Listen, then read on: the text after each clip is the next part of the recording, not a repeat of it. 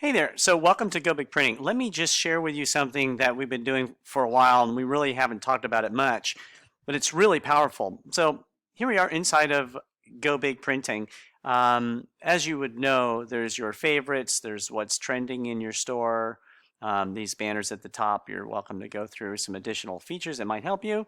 But really what we came here for, not print, postcards and letters and all that good stuff. We came here for leads and contacts. Now at this point, we didn't come here to show you our list finder, which ties us into Title Toolbox. We can get cheap leads, up to 70 different filters, and use them infinitely, right? There's no limit. Just keep using them. But what we also have here is upload my list. And in upload my list, it's pretty simple. You give it a name, you click upload, you map it out. And I won't go through that now. What I want to show you though, what's really cool is if you go into leads and contacts and then go to my contacts, you'll see some leads that I just uploaded, and here they are in my list. And what we do is we pass and fail your lists. And so what happens is when you upload a list, we compare it against the data point validation. We actually run a data point validation, which compares it against the USPS to ensure the most accurate deliverable process that you can get in any direct mail facility. So in this case, I uploaded 493 and 44 failed.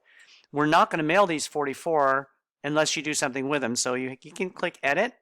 And now what we do is we expose all the ones that failed. And here's some information on how you can verify the addresses and force to mail and things like that. So what we wanted to do is show you that all these guys failed. And on the right hand side, you'll have two types of responses.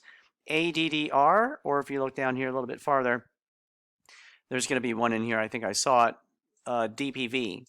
So there's really only two responses, ADDR or DPV. DPV is the post office saying, I think this is good. I would go ahead and mail it. It's going to probably get there. It looks decent to me. There's something funky. I'm not quite sure what it is, but we're pretty confident. Go ahead and mail it. So what you do is you select it, and then you would click on force to mail, and that would take that one record and add it to your good side, right? Meanwhile, all these other ones are just going to sit here indefinitely. So what we suggest is this. Under ADDR, you'll notice this address looks pretty decent to you and I. You can do some things like this. Like we like to do is we'll copy it and paste it into Google Maps and see if it actually shows up as an address. In lots of cases, it'll just show up like in the middle of a field or the middle of the street. So essentially, though, the ADDRs is the post office saying, look, I don't think it's going to get there. So what do we suggest? We suggest to select all of these addresses and export them. Actually, you don't have to actually select them all. You can hit export. And it's going to take these and then dump them from your system. They'll still remain here in the failed section. And now, what do you do with these bad ones? Skip trace them. Why are they so powerful? That means the next investor, the next person who's trying to reach these guys are not going to get there either. There's no way they can get past this, right? So we're failing them here, so we're not charging you for them. It's very important. So export this, skip trace it at your favorite skip tracing place. We have one actually built in.